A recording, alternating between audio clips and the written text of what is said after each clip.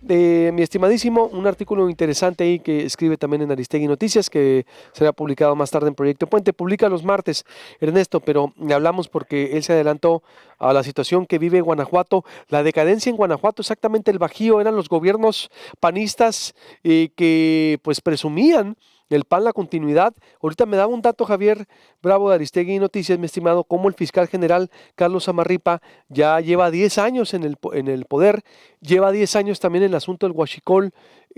Ahí está como los fiscales que trascienden sexenios también se echan a perder, o pues sirven a intereses, o es un debate abierto interesante. Estimado Ernesto, buenos días.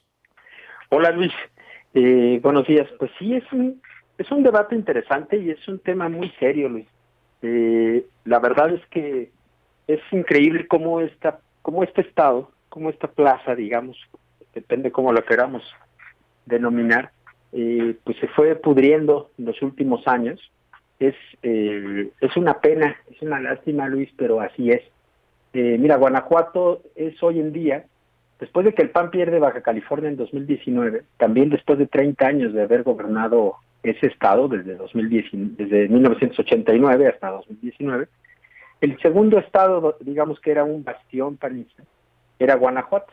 Ahí llegaron al poder en 1991 con esta famosa gubernatura de Carlos Medina, producto de lo que se llamó una concertación entre el gobierno de Carlos Salinas de Gortari y la cúpula nacional del PAN. Después de una elección muy polémica, donde se alegó fraude, y donde al final, después de mucha inestabilidad, se decidió desde el gobierno de Carlos Salinas otorgarle una gubernatura interina al PAN, y que la asumió Carlos Medina Plasencia. Y Carlos Medina Plasencia, a pesar de ser un interino, fue alguien que puso un modelo de gobierno, digamos, y empezó a construir lo que después los panistas llamaban su modelo o su proyecto, así gobierna el PAN.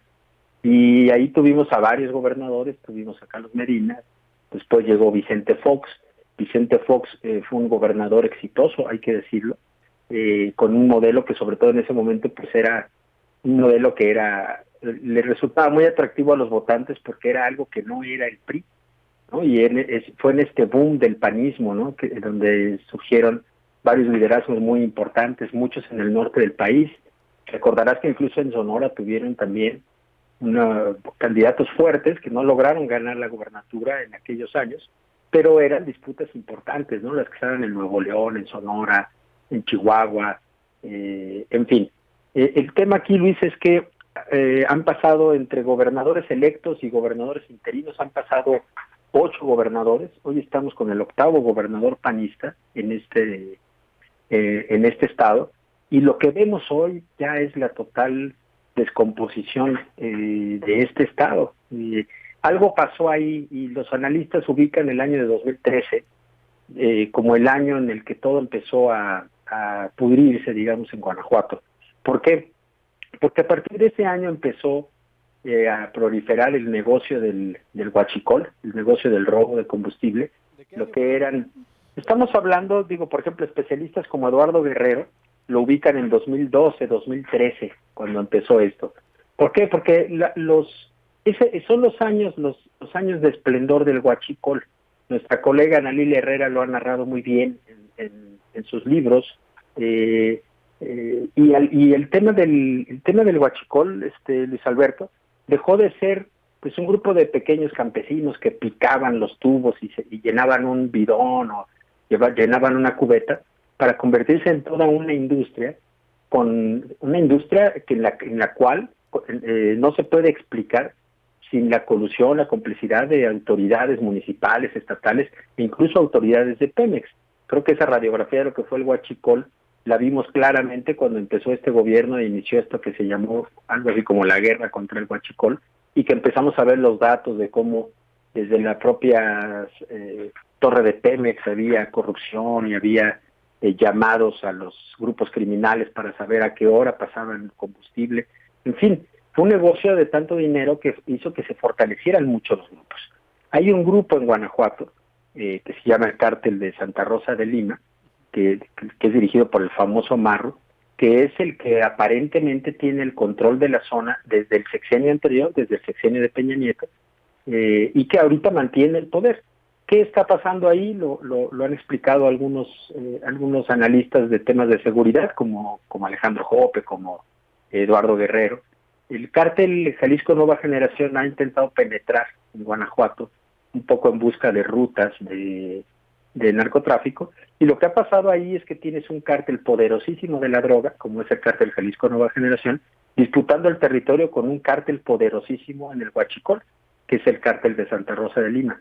Esto ha disparado la violencia de una manera brutal, pero la violencia no solamente la violencia como lo que vimos el sábado y el domingo, perdón, el viernes y el sábado, de ejecuciones terribles, de ajusticiamientos, de quema de oxos, incluso un granadazo por ahí en una vulcanizadora, o sea, cosas terribles, pero también violencia política, Luis Alberto.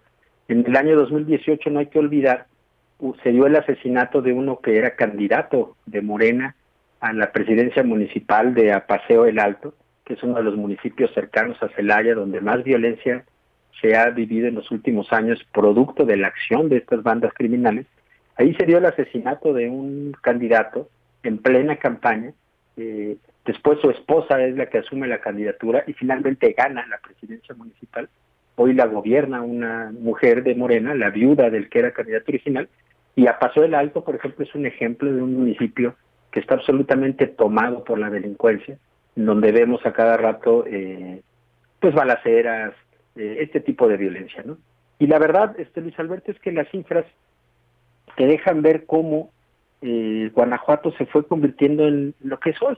Si me dejas mencionarlas rápido, en 2017 hubo 2.242 homicidios dolosos, lo cual ya era una cifra muy grande, pero en 2018 esta cifra llegó a 3.412 asesinatos.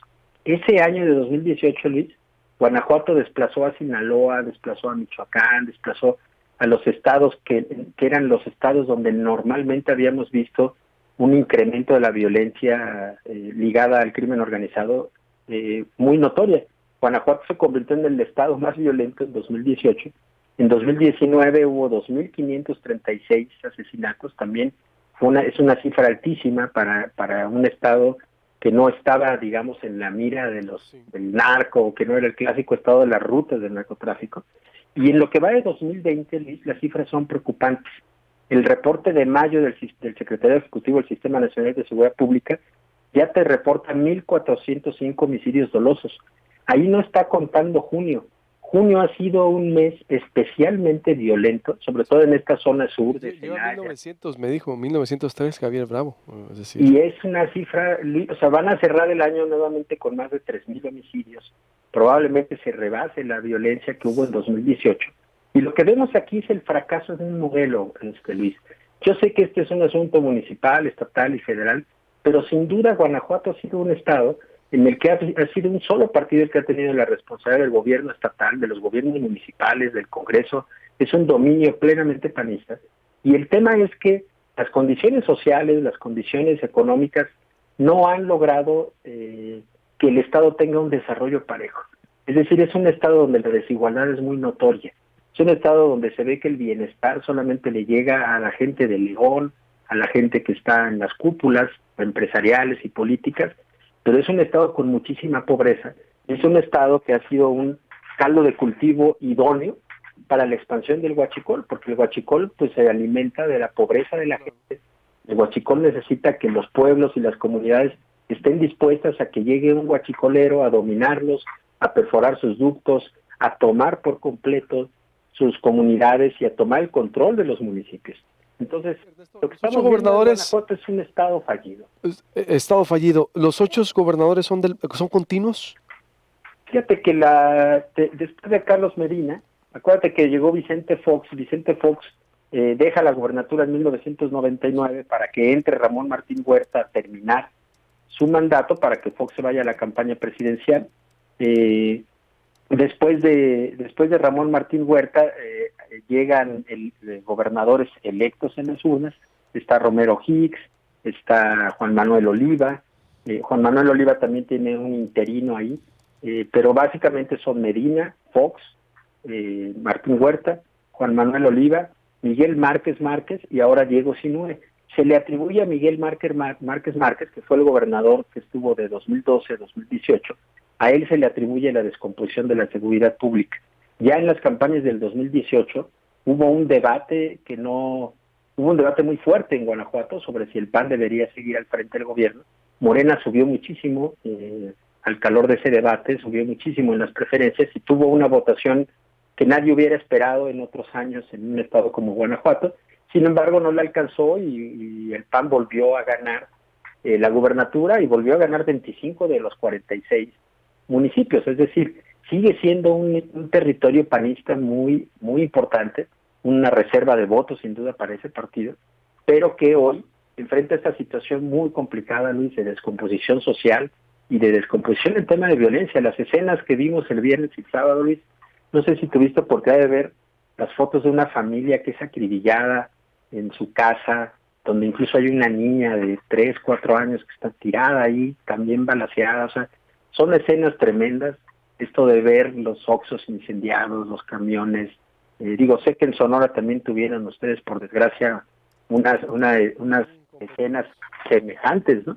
Pero lo que vimos en Guanajuato, Luis, es extraordinario, y lo que estamos viendo en ese estado es una guerra total, en donde es impresionante ver cómo el Estado es incapaz de hacer valer la ley, ¿no? Y el Estado me refiero a las 3 órdenes, al municipal, al estatal y al federal, Luis Alberto. Pues vaya situación exactamente. Además, tierra del yunque, mi estimado, tierra de todo lo que sí. Además de todo, y yo creo que esa es una de las razones por las que habría que pensar, empezar a analizar cómo se fue pudriendo también ese gobierno. Y lo que decías tú al arranque, ¿quién pone a los funcionarios, que incluso son funcionarios que son transeccionales? ¿Quién realmente es el que está poniendo funcionarios en Guanajuato? Esa es una pregunta que hay que hacer.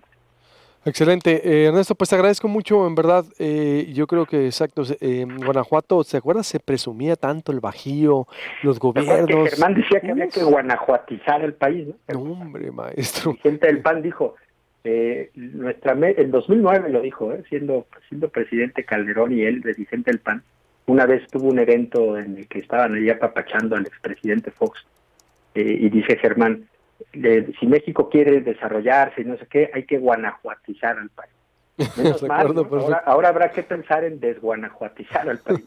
Me acuerdo perfectamente, sí, pero en verdad lo que me preocupa, Ernesto, es que, exacto, le mueves tantito y ve todo lo que sale en los estados.